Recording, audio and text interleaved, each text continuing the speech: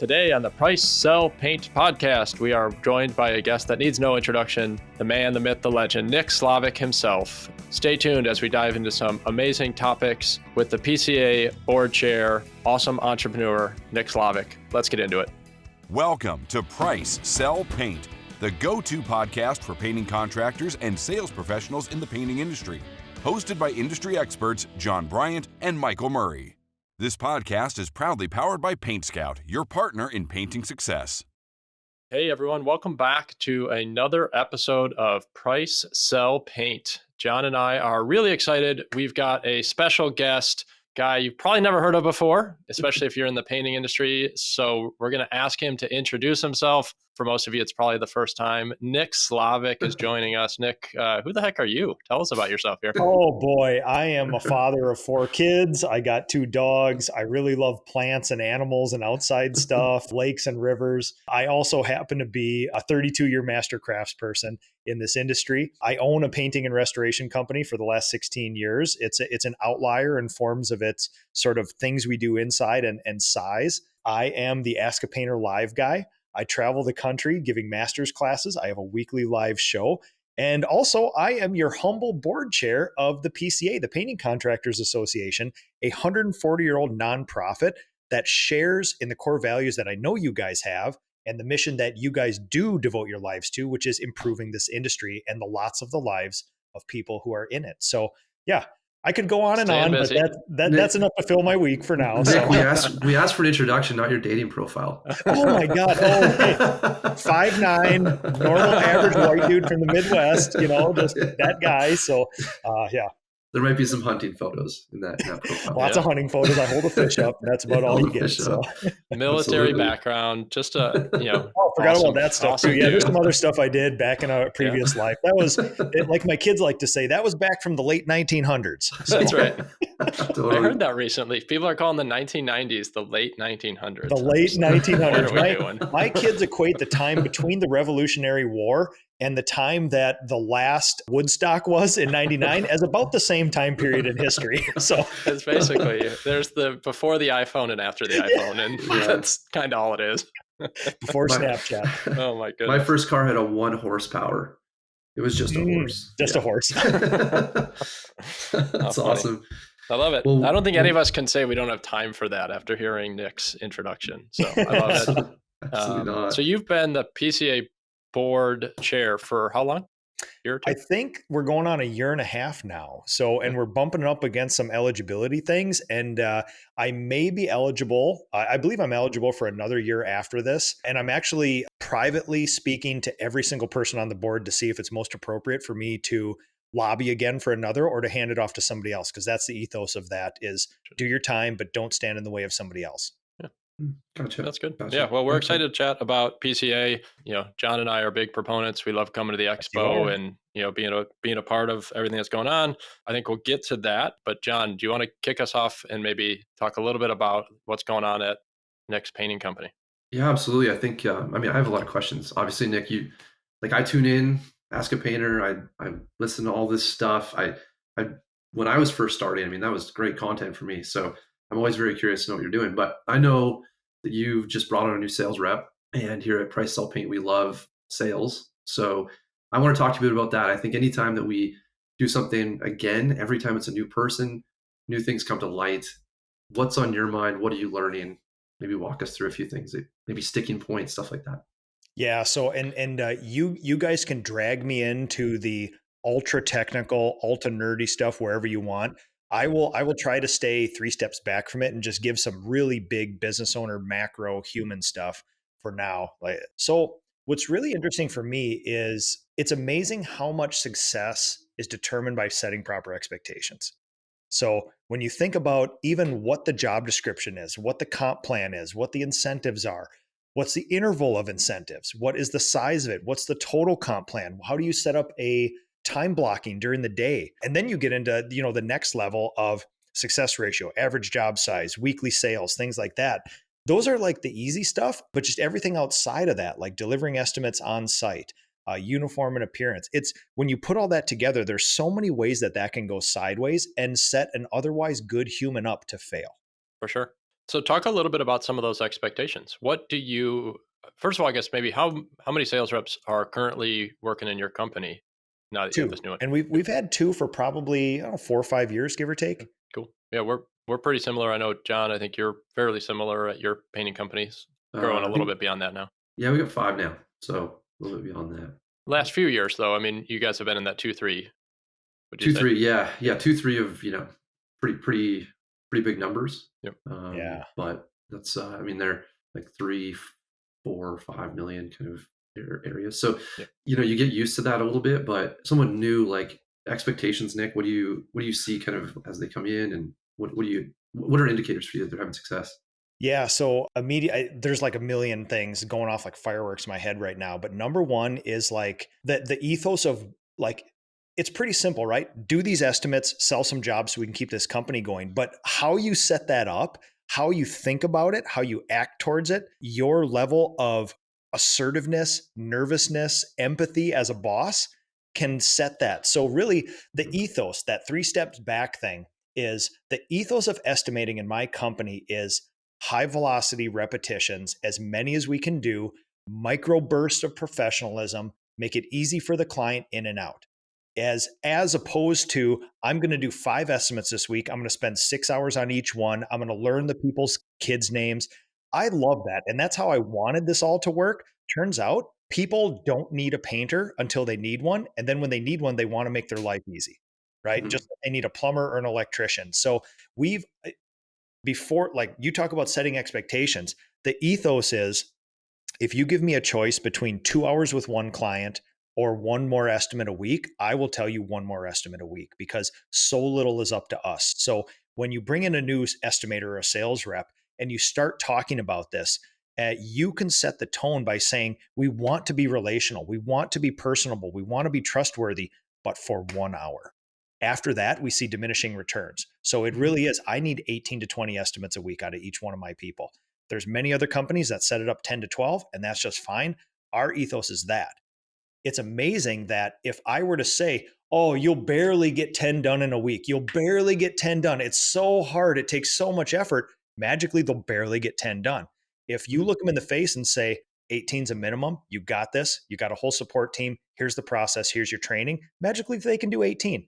The same human will give those 2 results based on how you set it up. Just to be clear, would you say that 18 is the expectation, or are you just throwing that out there as an example? Oh no, that is the number. That Yeah. is the number. If Yeah. a win for me is if I can get 18 estimates for each one of my estimators every week throughout the year, we will surpass our sales goal if we can do that consistently. John, I know you want to talk about, I mean, I think, John, you and I have talked about this a little bit on the podcast before. Mhm. And I find myself somewhere probably in the middle of what Nick just said, and I think what your opinion is, and kind of like the strategy you guys used. It'd be interesting to hear, your thoughts on that number. Yeah, I mean, it really comes down to, like, we want our team to process that many. Like 20 is great. Sometimes 20 site visits can be futile. Like we found that, like, the jobs that we end up looking at, I mean, if we could get 20 solid jobs, Mhm. 100%, but a lot of times we're trying to reduce time. And the reason is that we've set our team up to try to network. And so Mhm. we know that our highest value leads come from those relationships, and relationships take time. And so if we actually stack it too much for them, and don't allow for that time, they end up not getting those high value leads that, close higher and are often higher value. And so it's a balance. Like when you're new with us, it's like you go and do 50, go do 50 a week. Some of those are going to be like a 1 hour deck painting job Yeah. that we're never going to take on, because I agree, volume and repetition is so important. But one of the metrics we follow is just like how much relational time we put in. What's the metric? Because that is a lagging indicator of where those big jobs are going to come from in the Mhm. future. So just a slightly different approach. I don't think either's wrong. We still have an overall sales expectation for our team that they have to meet, which is high. We've seen that percentage be something worth chasing, I think. So yeah. And I should say Like too we're that, yeah. in my company, literally written down in my job description are those big relationships. So Yeah. where my guys are doing the residential repaint, the commercial jobs and things like that, typically there's the concentric circles of where it's a retail walk in residential repaint somewhere between $500 and $5K. Those are, that's repetitions, right? But Absolutely. when we start getting into commercial and light industrial, I will foster relationships. I will spend the hours and hours and hours creating those opportunities. And then when the opportunities come, we do sort of lean into that. So I don't want people to think that we're out there running and gunning, but we also do understand that, we agree with retail residential repaint for private clients. I believe that, and this was advice given to me years ago. I can't prove it's wrong, which is a third of the people will always buy, a third of the people will never buy, and you might be able to sway the third. And the problem is Hmm. with that third, you don't know what will sway them. So for us, we know we're not psychologists, and we know that so many things are not up to us, and humans are irrational, especially as consumers. So trying to figure out what that is, to me, if you give me 6 more hours with somebody or 6 more estimates, we're always going to close at the same rate over the long period of time. So we just do more estimates for retail residential repaint. Yeah. I would think that so John, I mean, I think to put a number to it, your guys' target on-site estimates is in the neighborhood of like 10 to 13 a week for your reps. Is that pretty accurate? I mean, it depends. It depends on the experience level. Mm. Okay. So, like we see, for example, Dave on our team, he's going to limit his estimates because he's looking for jobs in the twenty to Big. $50,000 range, and so those don't just happen from Google leads Right. typically. And so our lower experience reps are going to be doing a higher volume than that. But it seems to be that the more experience you get, the more time you have, the higher value of the jobs, the more you can sell. It's just kind of this weird Mhm. formula that we've seen. But when you're new, the first couple of years, like just getting out there, grinding the pavement, Yep. I totally agree. Like that, it's a numbers game for them, and you don't get there without that. So, Yep. yeah.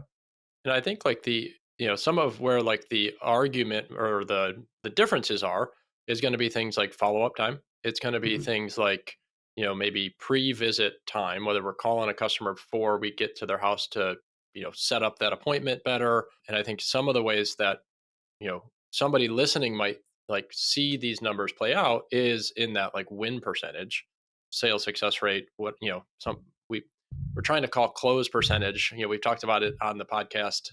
We want to close every job out, right? Yes or no, but it's that win percentage. And so, I think like that's where the argument is going to, you're trying to find like what is the most amount of estimates we can do and not decrease that too Mm. much so because we're still following up and doing all that kind of stuff. And Nick, I think you would agree with that. Yeah, agreed. Yeah. No, I think Yeah. I think we're all the same philosophy. And John, when I hear you describe what a $20,000 to $80,000 job entails, I think we do the Mhm. same exact process, which is Yeah. lots of phone calls, lots of site visits, and I will block off time for my estimators for 3 to 4 hours to actually put the initial thing, the initial estimate through. So yeah, I think we're aligned there. Yep. Yeah. For sure. It's yeah, I think Michael, when you and I've talked, it's like the experience of my team at the time when we were talking it was very high. These guys have been estimating for 5 plus years, Sure. and they were really vetting jobs that they were hoping were big. So we do change that, and when performance goes down, reps go up. Mm. So when you're not getting the volume you need, it's due to activity, and either that's activity in networking or that's activity in actually doing estimates. I think. Yeah, and I would say too, I mean, you can't make up for like hitting that estimate number, that volume, is the core metric for what's your overall sales volume going to be. If you're, let's just say, doing 12 estimates versus 18, yes, you should probably be selling at a slightly higher percentage, but or an average job size that's a little bit higher to what we just talked about. But it's like what I have found in residential repaint is like to what Nick is saying, there's only so much juice to squeeze there, and like you have to be careful that if we're not doing enough marketing, if we're not generating enough leads, you're not going to make up for that on like just higher conversions too much. Mm. Like at some point, yeah, you can a little bit, but Nick, to your point, like you can be the difference between a great sales rep and a pretty good sales rep is probably not that much in their win percentage. And a lot of it's just going to come down to volume. Well, you know what's really interesting? The one of the greatest pieces of data that I extracted from my company a few years ago is that in order for us to be an abnormally profitable company is the difference between one job per week per project manager, one job sold per estimator. So when Mhm. when you look at hitting sales goals, hitting production goals, and you think, oh my God, insurmountable numbers, so much, hundreds and hundreds of thousands of dollars. Our AJS is only like 5,700. Oh my.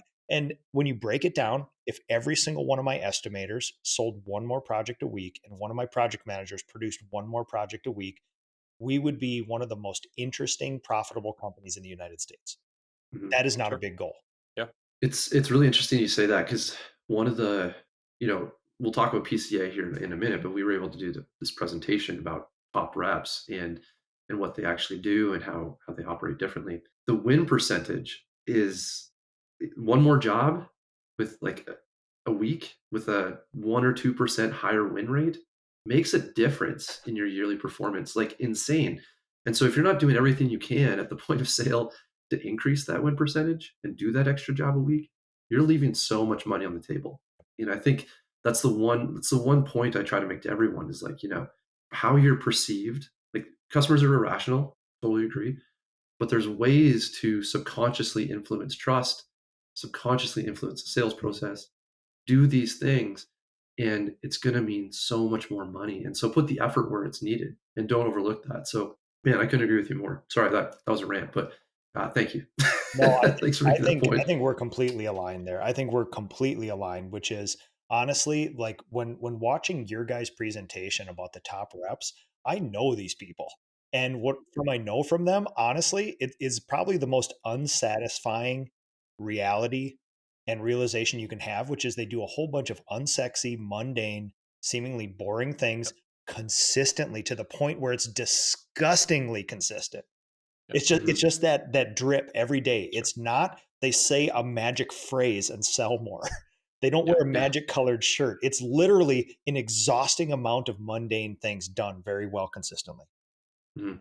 I think we see that in a lot of different aspects of life, right? Like, I mean, somebody who's just like, fitness guru, ripped, six packs, all the things, maybe somebody like John, obviously, Yeah. is, it's That's not because nice. he's working out 6 hours a day, Yeah. but it's probably because he's, working out 6 days a week. It's just that consistency to the point of what you're saying.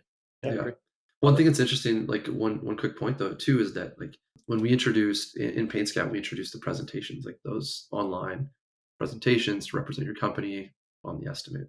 That had an impact on win rate community wide Mhm. from a perspective from the client being like, oh, I trust this company more. And so it's like it's this balance of finding those little levers where you can actually increase it little by little, get that one extra estimate per week, be watching these things that actually at the end of the day is going to generate so much more money on a yearly process. I think a lot of people see these as like, I didn't win that job or that job went slightly over budget. This is a long-term game here. And so we gotta extrapolate our thought process and be like, you know what? I'm my accountant sees things in a year. Yeah. He's like, how's the fiscal year going? Like, well, and we get fixated on these little small parts, and we got to open our mind a little bit. But Nick, let's get back to you. Enough about my thoughts here. Um, we're here to talk to you. So, one of the things that, obviously 18 estimates a week is, times 2 reps. Are you doing any sales still, Nick, or is it really just those two guys? No, Gals, I've whatever. I've tried to almost to a abnormal level. I've tried to make very clear blood-brain barriers between the silos in my company. Hmm. And I realized too, in setting expectations, if boss man, who's got his name on the company, shows up at estimates and starts dabbling around a little bit, you're really muddying the waters between who actually owns this stuff. So Mm. I was very clear that my job description is the big relationships. They actually execute the estimates and the Hmm. sales. Good. Mm, Got it. So for the sake of argument, we're doing 36 estimates a week. That gets to like the leads question, the demand question. One of the things that we see people talking about a lot, and even just like the personal relationships, is it's harder than it was certainly maybe 2 or 3 years ago. And even maybe it's harder in 2024 than it was in 2023. Mhm. I think the industry wide's been talking about this for at least 12 months, if not more. Love to hear your thoughts on, demand industry from your own company, but obviously also just as the, PCA and Ask a Painter, all the influence and impact that you have. Yeah, so unique What are you seeing? perspective, which is I call upon you guys. I mean, John gets sick of me saying, John, data and feelings. You have data. yeah. Please hand over some of that data, right? And You betcha. I do a bunch of this in the industry, and I have the biggest hack ever, which is I'm the Ask a Painter guy. I can call up, the number one sales rep for PaintScout in the country and ask him some Mhm. very pointed questions, and he hands over his data and feelings. So it's Yeah. I look at the zeitgeist, I look at Tanner Mullen's Facebook group, Corey Leister's Facebook group. I talk to my people who I trust their data in the industry. I look at data aggregators like you guys in the industry, and you can form a pretty interesting economic picture, which is thought leaders in the industry all sort of agree now, which what you guys are saying. Sometime in the last 12 to 24 months, it has gotten easier to find labor and harder to find leads. What this doesn't mean, and what we're not saying is cataclysmic recession, economic downfall, unemployment up. What we're saying is incrementally, it costs more to get a lead, or it takes more effort to get a lead, and it sure as heck is easier to find labor, which in that's marked difference from 2 years ago in the industry, 18 months ago, when literally all the chatter was, where's all the good people? I haven't heard that conversation in a long time. Now people are saying, where's all the good leads? So it's been interesting to sort of pivot. And people think, oh my God, this is horrible. The economy is going to go down and this and that. And we'll say, listen, turns out you just freed up a bunch of resources you would otherwise use for recruiting.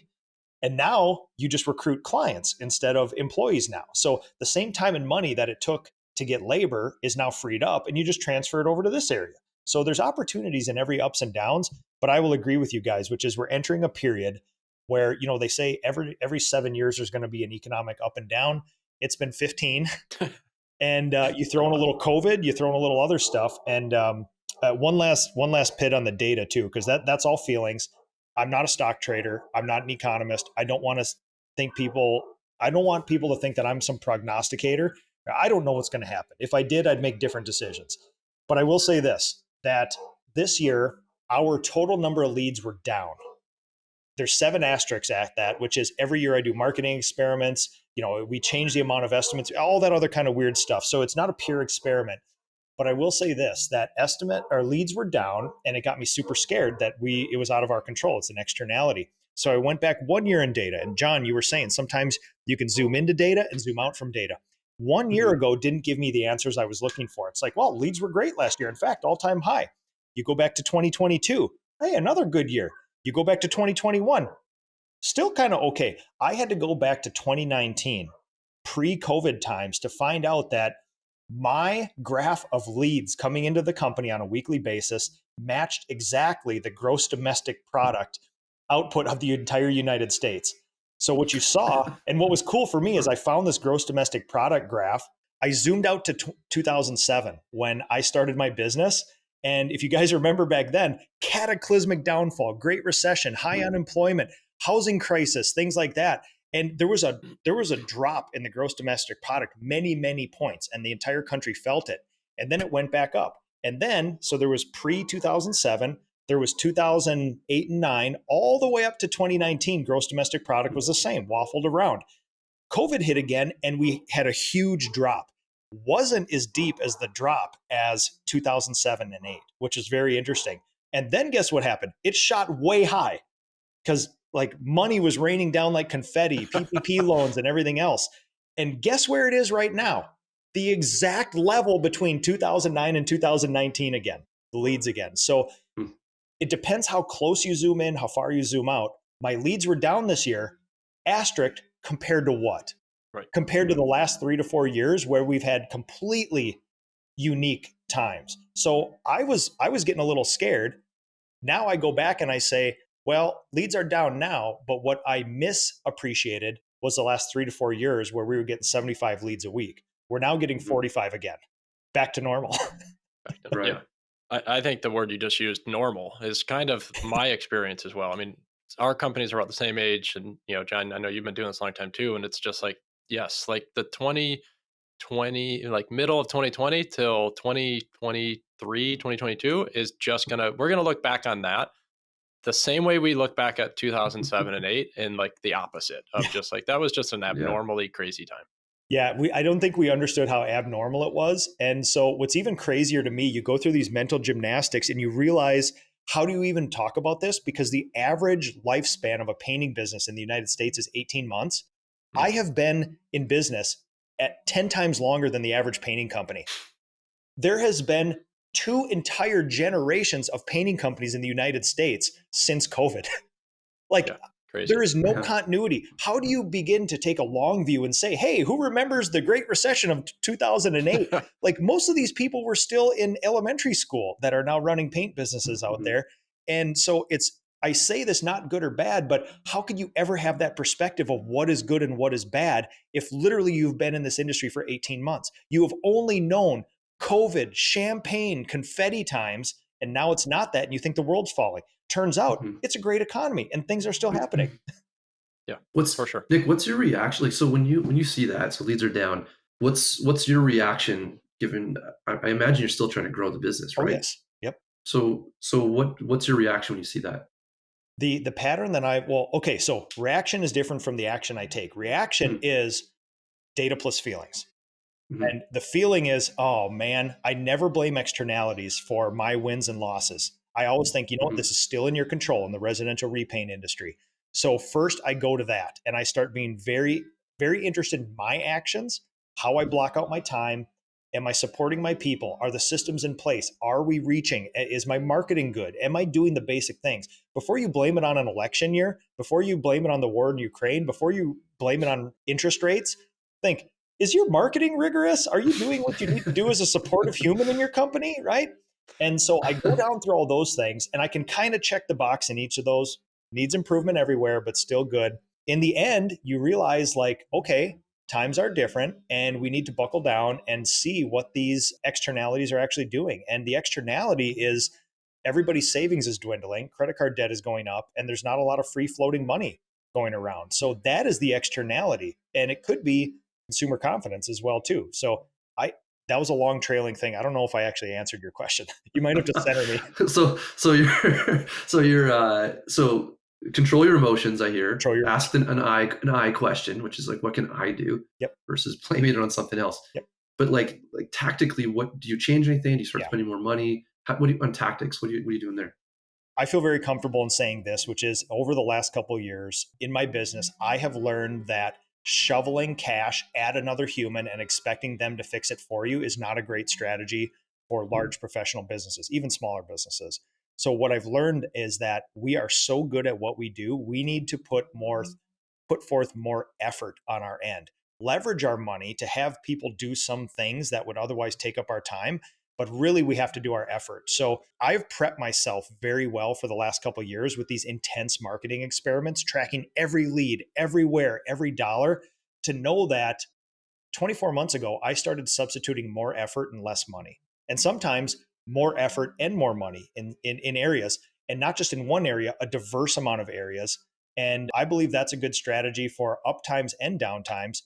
But when this hit, and I started looking at those leads and I had to go back 4 to 5 years to find this, it just confirmed what I felt, which is it's a time where connections, personal connections, reactivating past clients, substituting more time for a phone call instead of a one more Facebook ad seems to be the winning strategy right now. And we can get into the results, all my marketing experiments, but that's literally what I've done. The pattern is use your effort. It's the thing that people don't want to do, but it's actually what produces results. Yeah. Love it. Yeah, I like that a lot. I mean, I think, and I think one of the things that we've talked about, I mean, John, you and I did an episode about a year ago on like preparing for winter. And, some of the things that Nick just talked about were things that we have talked about, right? Is like get back to those relationships, get out there. I think it's, it's become easy to think that like if you can run a Facebook ad, you can run a successful painting company, and not knocking the idea. I mean, we all have done these things, but there's something to be said for, the local relationships, building those, connections, whether it's for commercial or for residential work, being that trusted person. And that just takes time, energy, and effort, building those relationships. And I think that stuff will always work. It will always work. And it's the old proverbial thing. And everybody knows this to be true, which is if you are going to have a big open house at either one of your offices / shops, facilities, if you just put a Facebook ad out there versus you call 150 people, I think you know which one will bring in more humans. I mean, you guys are smiling because it's so obvious. But yet when we market or recruit, we think, I'm going to put out that good old Indeed ad and all my problems will be solved. And it's like, no, that's one of the 10 things you can do to help solve that problem. It is going to take your effort. Mhm. Yeah. And the consistency, which we talked about. Consistency as well too. Huge, especially with I mean, literally right now, you could take this strategy of personal connection and go like hell for one day. 18 hours of calling everybody you know, not do it for 3 months, you're in a worse position. Segmenting out 3 hours twice a week for making those calls, infinitely better results. Yep. And Yeah. it's just and sustainable. Sustainable. Yeah. Right. Sustainable, yeah. I think, we've talked about this a little bit with our sales team that like those times where you block that off is really important, but also tactically what you do with that time is also important. Mhm. And the Tom Reber had a good phrase that he uses. I think it's unexpected intentional touches. I like And that. so it's like it's calling people and saying, "Hey, how's your job? How's the job looking? It's been a year." They're not expecting that, but Yeah. you're re-engaging that relationship, and we've tactically seen so much more benefit from that than what used to be our go-to, which was let's find a Facebook person, we're going to shovel a ton of money at them, realize they don't know what they're doing, Yep. and then that was a fun money fire, but didn't really work very well. Fun money fires. That could be that's the road of a business owner. Fun money fires, and you hope to God you pull the data and the feelings from it so you can make better decisions. The worst fun money fires are when you do it and you're like, "Huh, let's try another one. I didn't learn my lesson." Yeah, exactly. Hey, I'm getting cold. Fire's hot. one quick data point for you from that, which is one of my controlled experiments from this last winter was just that, John, which is when my guys make 75 phone calls, the return on investment in that is 7 more estimates consistently. Yeah. If you can make 75 calls, which I'm going to be honest, I track production rates on this, that's a long ass day. That is a lot of calls, right? Like, but the return is almost 10%. If you need 7 estimates, the data shows in my company, you call 75 of your past clients or past estimates, you can make 7 estimates appear. I think somebody listening right now, driving to the job site, or whatever, is going, okay, who are we calling? So give us a little more details there, because there's people out there that 7 more estimates is a big deal. Give us a little more details. For Who a are we single calling? owner operator, that's 2 to 3 weeks worth of estimates. That's Huge. a monster. So in orders of importance and low-hanging fruit is past clients. And when you talk about past clients, people you've done work for recently, right? And so we start working in the immediacy and start working back in time over the last 4 to 5 years. Then there are people you've done estimates for, but not sold a job to. And then the third order of low-hanging fruit, the fruit a little higher on the tree, is people who have been leads but not turned into estimates, like that. So if you want the biggest return, and what you're going to find is it goes from about 7 out of 75, you get about a 10% return on immediate past clients. You probably get about a 3% return on the past estimates, and you maybe only get a 1 to 2% on past leads, give or take. Love it. There It's you still go. a return, though. It's a return. It's better than direct mail, even at its It's better worst. than direct mail. That's true. Absolutely. It's funny because I think most people, when they sit back there in a bit of a low point, they haven't closed a lot of work. I think most people go to what marketing would work, but just pick up the phone. I mean, I heard someone once say that, like, it's really hard to get a date from an email, like a mass email campaign. I Like, like how that. how am I going to get a date if I'm going to email 5,000 people I don't know and see if I can get a date, versus walking up to one person and Yes. saying, "Hey, you interested in a date?" You're going to get feedback way faster, and you're probably going to get better, have a better time than that 5,000 person list you just purchased randomly off someone or a Facebook. Well, and one Anyways, one thing I tell my estimators too, because sometimes it can be discouraging when you're hammering phone calls and you've made 30 phone calls in a morning and you're literally just being like talk to and nothing's coming out of it. I will tell them, listen, guys, 40% of our jobs come from word of mouth, repeat, and referral. And if you made 30 phone calls, you just did 30 marketing touches to somebody that now we're on top of mind again. We reset ourselves from going into the abyss of their memory of they don't remember who we are to touching again. And the one thing, and this is why marketers can prey upon people, but this is also one of the awesome parts about marketing, is you're making soup out there, right? And between yard signs, between vans, between social media ads, between direct mail, between phone calls, between seeing our people at other people's houses and things like that, you're creating this soup of touches, and you're accumulating these touches that you'll never know and feel. But magically, 16 years into business, 40% of our business comes from word of mouth, repeat, and referral. That's an amazing amount for a company of our size. And it's solely due to the things you will never get an immediate return on. Touch, touch, touch, touch, For sure. touch, over and over.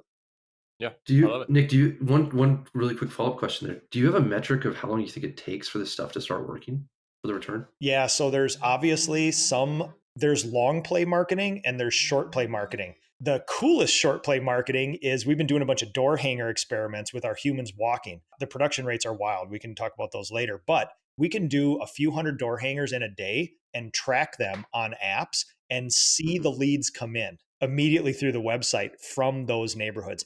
That is a marketer's dream. That is a business owner's dream. It's not going to happen elsewhere. Flyers have a long tail in my area. So the one impression from our flyers, so door hangers, you're going to get, it's that reverse hockey stick where a lot of stuff, if it's going to happen, happens right away. And then it's got a long tail. I can only give you feelings based on this because it's not a piece of data I can pull up and share with you. But for me, we've been doing every door direct mail flyers the longest. And for me, it feels like there is a 18-month tail, and everything substantial that's going to happen is going to happen in 1 to 4 weeks. But then there's this weird accumulating factor where you get diminishing returns, but it doesn't go to zero. In fact, I think it stays relatively high for a very long period of time, because when my estimators go to job sites, there are some people who will have 3 of our flyers on their table and just say, well, we didn't need this 2 to 3 years ago, but we've always kept them. We liked them. And now here you are. So what's weird is that there's the thing, but then it goes to 5 or 10% and it sustains for a very long period of time. That's my feeling about the mailers. So hard to quantify, but when you see years and years ago when we started these, a lot of money, not a lot of results. Incrementally over the years, the cost per lead per flyer is going down because there's this accumulative soup effect out there where they're just hitting so many times and they're accumulating. And we may be getting a lead and an estimate and a job from a flyer we dropped 2 years ago. So I think one quick point on that, Michael, Yeah. is that we see the exact same thing, Nick. And I think it's hard for people to get into direct mail because the results are so poor off the start. yes. Like, you're like, why would I ever keep doing this? Like, it's like I got one call and I sent out 10,000. Like, how am I going to keep doing this? But Michael, I know you do this too, where it's like, it's actually building trust and you don't see it. Yep. Sure. And it's on the fifth one where you actually, people now trust you for some reason they don't even realize. It's because you've built up the brand in their mind as something trustworthy. So Yeah. anyways. Yeah. No, I mean, I think we're familiar with that idea of like sales is know, like, and trust. And, somebody has to know us. And I think that's where this is coming in. And then, we can earn the right to get to that like, and then eventually that trust part. One thing I just want to touch on real quick, and then I want to wrap up just with some conversation about, more industry, PCA, and some of that. I think we'd be remiss if we have Nick on and we didn't get to talk about some of those things because you don't have a choice. I was going to wedge this stuff in here anyway. All right, we gotta, I'm excited about Expo. We got Colorado Springs. I'm already getting excited. But anyway, so let's get to that in a minute. So you just mentioned something I found really interesting, and I didn't want to lose this. You're putting out these flyers and you're tracking the data. A lot of times we think of tracking marketing online, right? Where we've got codes and different things where we can go into Facebook or Google and see. And one of the arguments for this, online marketing is it's easier to track. But you just mentioned that you're able to track to some extent the effectiveness of these flyers. I'd love for you to share, how do you do that with, maybe phone numbers or, URLs, or what are you doing to actually see whether or not these things are actually working? Yeah, so I want to be very clear that I have a very intentional philosophy about this stuff because I am an extremist, right? If I can track data, I will. There's a point where I can completely subsume my time, where I forsake my people in order to track every bit of marketing through QR codes and special phone numbers and things like this. In the end, you can get too close to the specific data, right? You can look at some drops and you can track it by the day and say, I didn't get a good return. But when the long tail is 2 years, it's almost impossible to track some of that stuff. So my intentional philosophy is you need to take a few steps back. You need to look at your spend at least over the course of a month, even better as a quarter, even better as a year, and then track cost per lead, estimate, and sale. You can spend too much time fixating, just like I was fixating on leads going down in the spring of 2024. I had to take a 5-year look back in order to see that everything was okay. The same thing goes with marketing. So very intentional for me is we don't use QR codes. We don't use special landing pages. We don't use special numbers. I just consistently do marketing. And the way that I limit variables in this is with every door direct mail, I create a spreadsheet where I create marketing in a wave 2 to 3 to 4 times a year, where I segment out the actual postal codes, the mail routes, and I have them go from one area of the Southwest Metro to another. And we can actually track. So the data all exists. I've never needed it, but if we wanted to, we can actually go week by week, highlight the section on a Google map, track our leads, and see how many come immediate. And then over the next 4 to 6 to 8 to 30 weeks, we can keep tracking where the leads are, although it gets a little muddier because we do multiple drops a year. So you can't track it back to one thing. In the end, it's way more important. What is your cost per lead, per estimate, and per closed job? And when I track those things, I found I've never needed to get more into the weeds than that. And with this philosophy, I will just say, I have actually taken my cost per lead estimate and job down over the last 18 months. My marketing spend is half of what it was last year. And we are producing more leads than we did last year because I look at a few simple things. We market consistently, we substitute more effort, and we've been doing better this year. More of that community involvement and some of the things that might not cost as much money. Is that part of what I hear you saying? A lot of that, but also instead of, at one point in the winter, and I would love to talk about the philosophy of winter versus summer marketing, peak and low demand. But my initial theory years and years ago was it's hard in the upper Midwest to get jobs in the winter. So take all your budget and spend it there. I was spending $25,000 a month just in direct mail in hopes of keeping my people busy. And we never cracked the code. We just never cracked the code. So tracking that over a long period of time is important. Timing of that marketing is important. And just tracking all the data from it. Makes sense. Yeah. I think I hear you saying is like spend the money, more of the money when more of the people are looking. Well, right? Is that part of what you're saying? That's this year's experiment where I have been a firm believer that summer's been really overwhelming for the last bunch of years. Like we always get behind. We got 1.2 million on the books sold, ready to go in summer. We're scrambling to produce it all. That's not been the case, especially as leads are lesser than they were in years previous, but still strong. So now this year's experiment is lessen your spend during the non-peak times and go like hell in the peak times because we've shored up so many other things. We have 4 people on our production team, plus a job coordinator, 2 estimators. We have an amazing amount of trade partners, W-2s, part-time W-2s.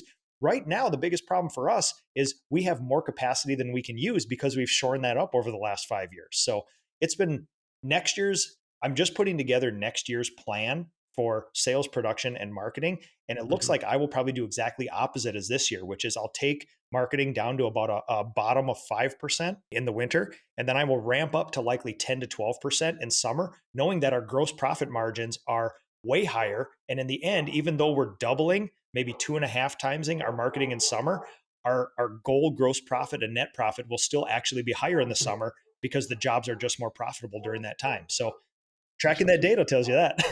Yeah, makes sense. All right, let's make that transition to, industry PCA. So talk a little bit, let's just start by talk a little bit about what's going on at PCA.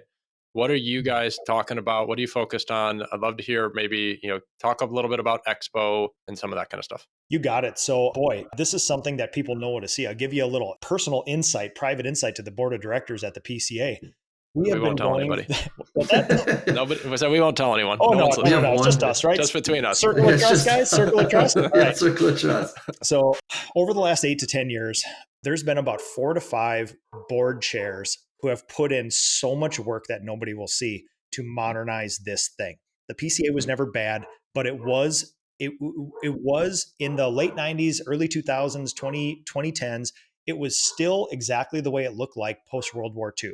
Which again has served for 80 or 90 years in a great way. The problem is there's a bunch of people like us. Our workforce, our industry is getting more younger, more diverse, and more entrepreneurial. And in fact, 63% of our industry is native Spanish speakers or primarily Spanish speakers. And all of these things were not being represented in the PCA. Not good or bad. That's our core demo. Those are our clients, and we want to make sure that we're taking care of them. Ethos of the PCA. Mission statement, slugline is literally we build better businesses. And if we only focus on 47% of the businesses in the United States, not a win. So We restructured the board completely. We rebranded. We got a brand new leadership team. We're restructuring all the humans inside there, just the way we do with our businesses. And what we realized when we looked deep into our hearts, it was the human connection, the friendships, the in-person get-togethers that were really deeply meaningful and changed people's lives. And I know you guys have always been huge supporters of that. You've always been there. I mean, I moderated a panel with you guys. Like, you guys have been there shoulder to shoulder with the PCA since I've been involved. And it's because we are servant leaders. It's because we do believe in this that I am where I am today, literally because of the humans I met, including you guys. So it's hard to say, hey, what's the benefits of the PCA? Yeah, you pay $500. What do you get? I will say, well, it depends how much you put in, but it's the humans, right? You can get health insurance, you can get all this other stuff. Having said that, we completely restructured the board. We have a committee structure now where these in-person events are important. So we have a committee made up of servant leaders from our industry, experts, to now ideate about these things. We hired a complete separate person in the PCA who's an event planner, who literally knows how to put RFPs, negotiate food and beverage and lodging with these places. And they spend their entire year traveling the United States, personally looking into every meeting room, conference room, break room. Where's the bar in the restaurant? What do the hotel rooms look like? So that we can give the best in-person experience to as many people as possible. So PCA, in short, has doubled down on in-person events. We have women in paint, we have commercial, we have residential, we have Spanish events, we have expo. We have all sorts of these things now that are very focused, very specific, all over the United States. And it's exactly what our people want. So that is the emphasis going forward, which is people always yell at us, increase your members, increase your members. And it's one of those things where it's like, fine, we could go call somebody and ask to be a member, but what do they get? This is what they get. I don't care if you become a member or not. I want you at an event. I want your life to be changed like mine was. Because literally, I'm a better human. I'm a better father. I'm a better husband. I'm a better craftsperson. And I'm a better business owner, literally because of the people that I met there. I mean, I, in fact, vacation with some of the families that I met at the PCA not that many years ago. That's how life-changing it is. Yeah, I mean, 100%. I mean, Jon, you and I have talked about it before. You and I met at a PCA in 2020, like 4 days before COVID shut down the whole dang country. That was crazy. And Jon and I just happened to sit at like the same table at breakfast. And I mean, it was like 15 minutes later, we were, realizing how much we had in common. And I mean, Jon, I count you now as one of my good friends. And it's like, that doesn't happen if we don't, book the flight and just get your butt to the event, and the rest kind of just takes care of itself. Yep. And you're not going to do this over Facebook. As good as these Facebook groups are, you're never going to vacation with somebody you met on Facebook. It takes that in person, those late nights, those hallway conversations. And honestly, again, like I told you, I can call the number one salesperson in PaintScout in the US because they're a friend of mine, and they'll give the shirt off your back. And likewise, I will to other people. Absolutely. And the Nick Slavik suite's not too bad. So if you 19.07, baby, there we go. Keep that on the down. Another secret between us. I'm sorry. Yeah. Oh man, well, that's awesome. Yeah, sorry, Michael. Go ahead. I was just gonna say. I mean, so give us what events are coming up. Yeah, so we do have. Boy, we got the coolest thing ever. So Women in Paint is going down to, I believe, Sarasota, Florida. It's amazing, and everybody in the industry, of all the events for registration, Women in Paint is far surpassing everybody else. It is the most rigorous, interested, just hyper group of humans. And they form this great connection that a lot of the other guys, Spanish speakers, commercial contractors aren't doing. Watch out. These are some of the coolest conferences. I'm there at every one of them. The Spanish speakers, the Spanish conference is a multi-day event that is going into SoCal, which is awesome. We have our commercial conference, which is going to Arizona. We have our residential. I left this one till almost the end because magically it found its way to Minnesota with me as the board chair. So lucky for you guys, you're all coming here in October. But cool thing about that is Jason Paris, all the Olive guys, my company is going to be there supporting this thing. And the penultimate event of the residential conference, the multi-day residential conference here, is literally outside this window on my farm, native prairie, wildflowers, creek, woods, my box blind, my family, my dogs. We're having a party here the last night of that. So literally you can come party at the Slavik farm, the place that's the most meaningful place on this planet to me. I want to share it with everybody. So and now, if that's not enough, we have Expo in Colorado in February of this next year. And I will say this, folks, people who have been to Expo will literally say, I'm never missing another one. Like it's just an amazing experience. And for those of you who were there, you guys were there too, but for those of you who were there, it was a really interesting expo last time. We kicked it off with a keynote speaker about taking care of others. We closed it out with my speech, and there was a whole bunch of very emotional, personal sort of things all in between. And yes, we talked about apps. Yes, we talked about the technical things, the job costing, the SRs, the AJSs, and things like that.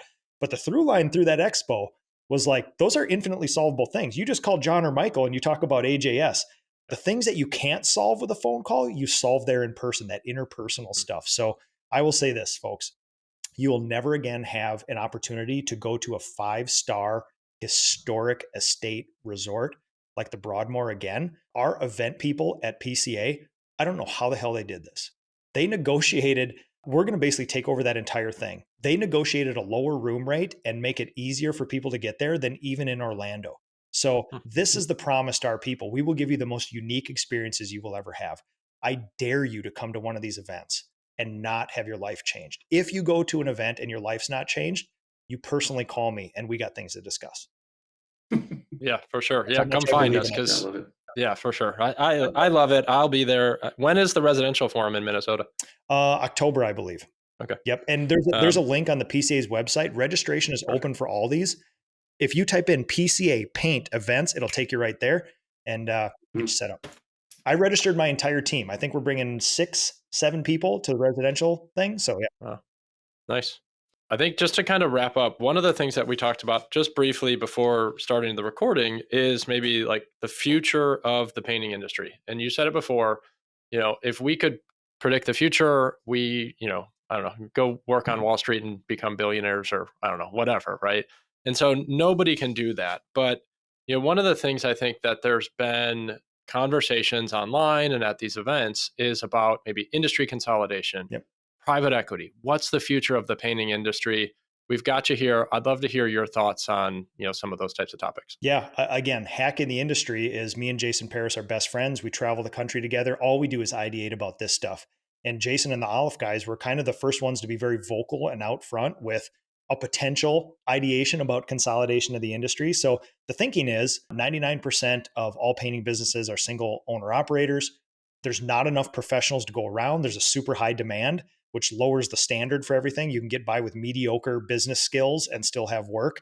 And in every other industry, this has aggregated, it's consolidated and things like that. It just hasn't touched us yet. So I've gone on an arc of, oh man, when private equity gets here, they're going to figure this out. It's going to be crazy. It's not happening as quickly as we thought. Again, I may be too close to it, but what I believe will happen is enough Jon Bryants, enough Michaels, enough Nicks will be out there where we will be running $3 to $10 million residential companies, and it'll just assume the place of a lot of these other players. So what will likely not happen is, again, CertaPro could take over the entire United States. They've been in business a long time. They haven't yet taken over, right? Either have all the other franchises. So there seems to be a limiting factor with that business model. What is not a real limiting factor is regional big players, not that take over a market. I mean, you can look at like Jason Paris's company, $12 million in just painting. He's probably less than 5% of the entire Twin Cities market, if we're being honest. So what you're probably not going to see is one person taking up 60% of the market. What you might find is that you're going to find $8 to $10 million painting companies, maybe 6 to 10 of them in each market, and there'll just be way less of the unprofessional guys out there, which could mean a lot of things for clients, a lot of things for us. But I do believe that we're probably going to get consolidation only to a point. What I believe we'll see in the next decade is a whole bunch of $2 to $3 million businesses everywhere. And again, you can support 40 families, give or take, off of one of those. And that's a monster. That'll assume the place of somewhere between 20 and 40 smaller painting companies, and when you start getting critical mass of those, now all of a sudden the clients expect more. And then you start hitting this sort of like doom loop for unprofessional painters, which is when there's way more of us than them, it just makes it harder for them. Then there's less of them. And then the consolidation keeps happening. Not a value judgment, but it's way better for the client. Do you think, Nick, I got a question about it though, for sure, which is that we've seen some consolidation in other industries, but a lot of those have some, nationwide licensing or some barrier to entry. Yep. Do you think that plays an impact on our industry at all? Like that's the one thing that I kind of like stands out as being like, I can go get a brush and some paint, and now I'm a painter. I don't have a clue how to price. which is a big problem. So now I'm just going to bring everyone down with me because I'm just thinking of things in my time. What do you think? So let me know if this answers your question. Initially, the industry thought that we were going to improve the professionalization and consolidate this industry by getting more painters. Those things are not connected. Like, hey, we need more painters, let's get more painters, and it'll be a professional industry. Those are disjointed, disconnected problems and solutions. And then we thought one company is going to come to rule them all. Typical, oh my God, we're all the way over here. Now we're all the way over here. I think consolidation will happen more on the whim and the wishes of the clients than it will the industry, if I'm being honest. The second that our clients demand a professional, trustworthy experience where you can electronically invoice, send them a beautiful PaintScout presentation, things like that. If they call 10 painters right now, only one of those is going to send you a PaintScout, is going to have QuickBooks, is going to have a person in a collared shirt. When it reaches 5 out of 10, magically that other 5 will drop off immediately. It'll just, I believe 20% of the industry will always be cash under the table, completely unscrupulous, because there is consumer preference. For some people just want that. They don't care. But overall, the reason you buy cars from a dealership is because it's a big transaction. You've got to trust the thing, and that's why used car salesmen have this unscrupulous sort of thing. Some people always buy used cars. Some people always buy new cars, trust levels. So my hypothesis is the second the consumers demand more, we will change. Yeah, I agree. And I think the most exciting part about like these bigger, let's say $5-10 million companies like you just described, is it gives talented people in our industry other options besides I'm just going to go start my own, right? That's one of the favorite things about at Textbook. We've got 2 people here that came to us that used to own their own small painting companies, had some success, and realized that this is really hard. Running a business is not for everybody. And, they got here and they said, wow, I never knew something like this existed where I could have full benefits. I could make a good living, and I could go home at 5 o'clock and not have to try to run this crazy business that was consuming my life. And I think there's a lot of people out there that want for those types of opportunities, but because there's just not enough of these $5-10 million painting companies like you're describing, their choice then becomes, well, I guess I got to go start my own, or I just have to accept, maybe a not so great job or whatever. And I think I'm excited about that for sure. Well, and you want to talk about like business incubation, a $10 to $12 million residential painting company could potentially partner with 80 to 120 subcontractors and trade partners. And if you want to talk about incubating businesses, a certain amount of those are going to carve off and start their own and be autonomous. And that gives them the bandwidth of steady work, support, and things like that. If we want to change the industry, you could look to big businesses like you guys have and like Jason Paris has, is saying they may kick off the next entire generation of people who have the standard of this custom software and presentation and SOPs and kickoffs and closeouts. So I think you'll find that will hit a critical mass eventually too. The more that these big companies partner with other trades. Absolutely. Well, I think we probably got to wrap up. I know Nick's got a heart out here. I'm with Daddy Kathy out here, guys. Sorry. Yeah, we got to do this again. Anytime. Yeah, absolutely, Nick. Nick, thanks so much for being part of this, man. We really appreciate it. So many valuable insights, and it's always great to chat. So thank you very much. Yeah, if you're tuning in, feel free to subscribe, and Nick, we'll be sure to have you on again. Thanks for what you guys do to the industry, supporting our people. It means the world to us.